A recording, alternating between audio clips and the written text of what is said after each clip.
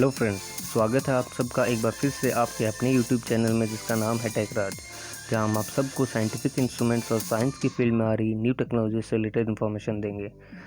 आज के हमारे टॉपिक में हम कवर करेंगे कुछ साइंटिफिक बेसिक टूल्स जिनको आपने कभी ना कभी लाइफ में यूज़ भी किया होगा या फिर कभी ना कभी देखा भी होगा। तो जैसे कि मल्टीमीटर, थर्मोमीटर, वर्नियर, ट्रांसफार्मर इत्यादि।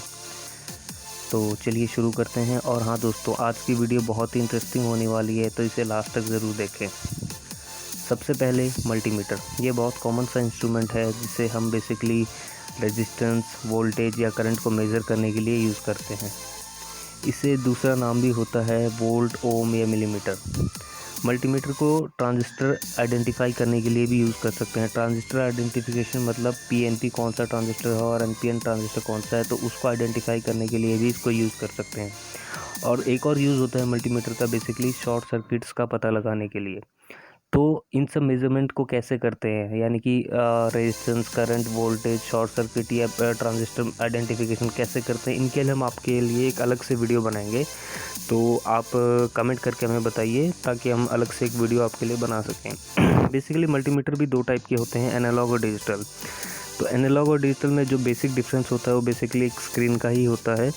जहाँ पर एनालॉग मल्टीमीटर के अंदर क्या होता है, एक नीडल से डिस्प्ले होता है, और जो डिजिटल मल्टीमीटर होता है उसके अंदर एक एलसीडी या एलईडी डिस्प्ले होता है, जहाँ पर हमें नंबर्स में अपना रिजल्ट शो होता है।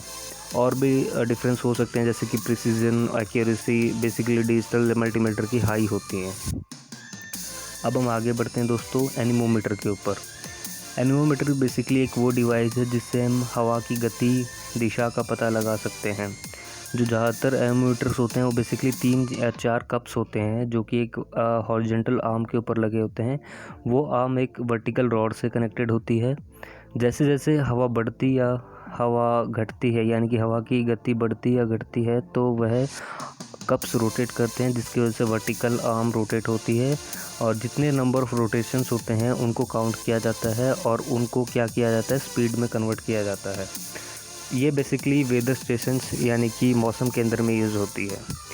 नेक्स्ट हम देखेंगे एमएमीटर। एमएमीटर बेसिकली क्या होता है, एक करंट मेजरिंग डिवाइस होती है। जैसा कि नाम से ही पता चल रहा है, करंट की जो यूनिट होती है बेसिकली एम्पियर होती है। तो इसे मेज़र करने वाली यूनिट को एमएमीटर बोल दिया जाता है।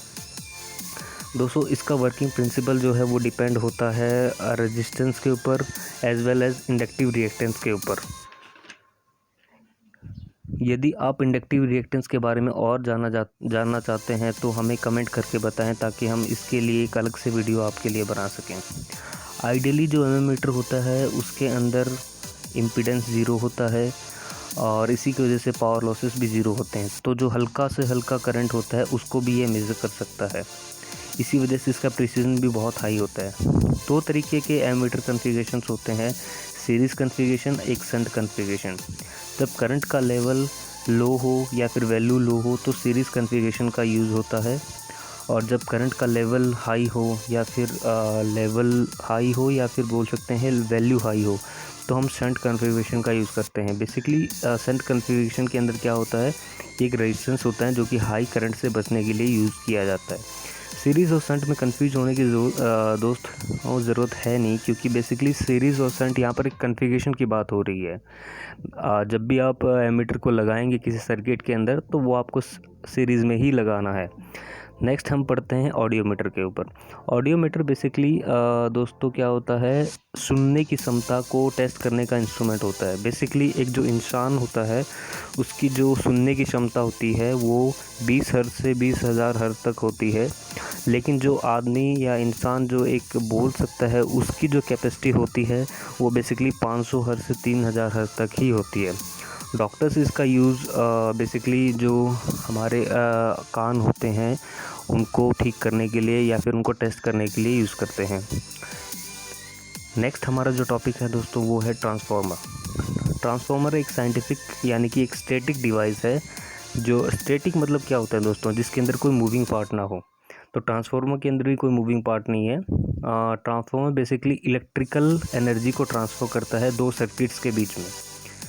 अब कैसे ट्रांसफ़र करता है, उसका जो प्रिंसिपल होता है वो होता है इलेक्ट्रोमैग्नेटिक इंडक्शन। यह दो टाइप का होता है बेसिकली, स्टेप अप और स्टेप डाउन।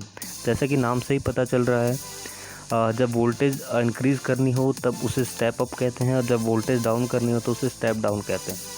ट्रांसफार्मर की जो बेसिक कॉन्फ़िगरेशन होती है उसके अंदर बेसिकली दो वाइंडिंग्स होती हैं, एक प्राइमरी वाइंडिंग, एक सेकेंडरी वाइंडिंग।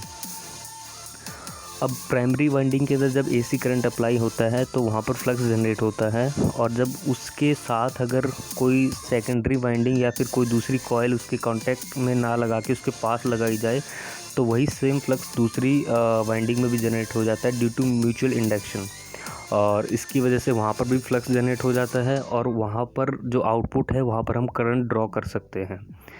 हमारे घरों में जो बिजली आती है वो भी बेसिकली ट्रांसफार्मर से ही आती हैं, और जो आप चार्जर यूज़ करते हैं या कोई डीसी अडेप्टर, वहाँ पर भी आप छोटे से छोटा ट्रांसफार्मर उसमें अंदर देख सकते हैं। तो अगले टॉपिक के ऊपर बढ़ते हैं दोस्तों। अगला हमारा टॉपिक है वर्नियर कैलिपर या फिर स्केल। ये एक मैथमेटिकल टूल होता है जो कि एक्यूरेट और प्रिसाइज मेजरमेंट के लिए काम आता है। इसमें बेसिकली दो हुक्स होते हैं जो कि स्केल के ऊपर लगे होते हैं दोस्तों। जैसे एक हुक क्या होता है, फिक्स होता है, और दूसरा हुक क्या हो, मूवेबल होता है, जिसको हम स्क्रू से फिक्स कर सकते हैं। इसमें बेसिकली हम बहुत ही प्रिसाइज मेज़रमेंट कर सकते हैं, यानी कि 1 इंच का 1000वां हिस्सा भी हम इसमें मेज़र कर सकते हैं। यानी कि अगर हमारे सर का जो बाल है उसकी मोटाई अगर हमें इसे नापनी है तो वो भी इस इंस्ट्रूमेंट से हो सकती है। यह भी दो प्रकार का होता है, एनालॉग और डिजिटल। तो डिफरेंस तो मैंने आपको बता ही दिया, एनालॉग और डिजिटल में बेसिकली स्क्रीन का और प्रिसीजन और एक्यूरेसी का भी डिफरेंस होता है। नेक्स्ट हम बढ़ते हैं दोस्तों थर्मोमीटर। जी हाँ, ये नाम सुनते ही तो आप सबको डॉक्टर की याद आ जाती होगी। जी हाँ, यह हम उसी थर्मोमीटर की बात कर रहे हैं। ये एक टेम्परेचर मेजरिंग डिवाइस होती है। थर्मोमीटर बेसिकली कैसे काम करता है वो भी हमने यहाँ पर आपको एक्सप्लेन करके दिखाया है। थर्मोमीटर के अंदर बेसिकली एक मरकरी होती है जो कि हीट के कम होने या फिर बढ़ने से क्या होती है, एक्सपेंड या फिर कंप्रेस होती है। तो जैसे जैसे हीट बढ़ती है तो मरकरी बढ़ती है, मरकरी की लेंथ बढ़ती है, और जैसे ही हीट कम होती है तो मरकरी की लेंथ कम होती है।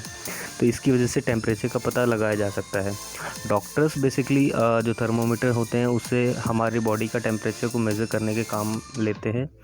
ये भी एनालॉग और डिजिटल के अंदर अवेलेबल होता है दोस्तों। तो एनालॉग और डिजिटल का डिफरेंस आपको पता ही है। तो आज के लिए बेसिकली इतना ही दोस्तों। अगर आपको हमारी वीडियो पसंद आई हो तो इसे लाइक करें, शेयर करें, और कमेंट करके हमें बताएं कि जो पार्ट हमें और वीडियो में ऐड करना चाहिए था या कुछ पोर्शन जो आपको पसंद नहीं आया हो दोस्तों, ताकि उसको हम और इम्प्रूव करने की कोशिश कर सकें। साइंटिफिक इंस्ट्रूमेंट्स और साइंस की फील्ड में आ रही न्यू टेक्नोलॉजी से रिलेटेड इन्फॉर्मेशन जानने के लिए हमारे चैनल टेक राज को सब्सक्राइब करें। तो मिलते हैं दोस्तों नेक्स्ट वीडियो में, तब तक के लिए बाय।